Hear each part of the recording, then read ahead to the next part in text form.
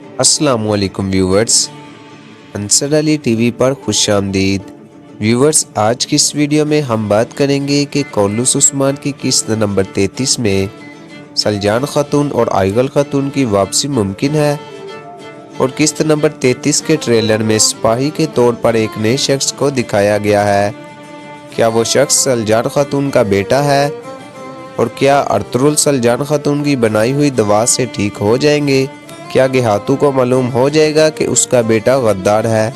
ये सब कुछ जानने के लिए वीडियो को आखिर तक लाजमी देखिए। और अगर आप हमारे चैनल पर न्यू हैं तो चैनल को सब्सक्राइब कर लें। व्यूवर्स, ये बात बिल्कुल ठीक है, सलजान खातून की जड़ी बूटियों से बनाई हुई दवा से अर्तुगरुल बिल्कुल ठीक हो जाएंगे।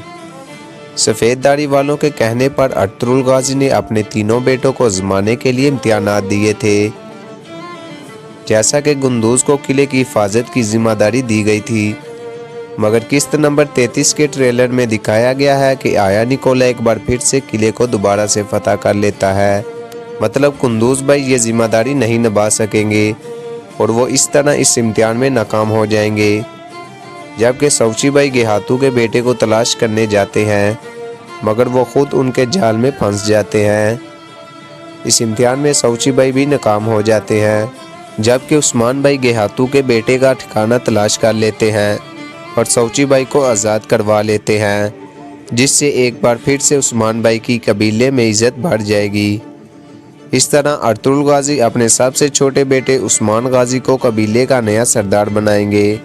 उस्मान गाजी को कबीले का नया सरदार बनाते ही अर्तुगरुल गाजी की वफ़ात हो जाएगी।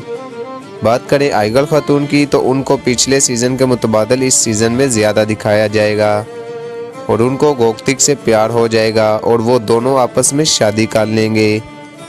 आज की ज़बरदस्त बात यह है कि जो नया किरदार दिखाया गया है वो सलजान खातून का छोटा बेटा है।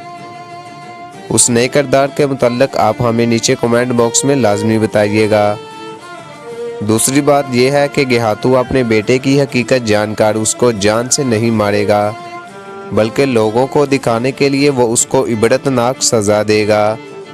आज की वीडियो बस यहाँ तक ही। मिलते हैं किसी नई वीडियो में, तब तक के लिए अल्लाह हाफिज़।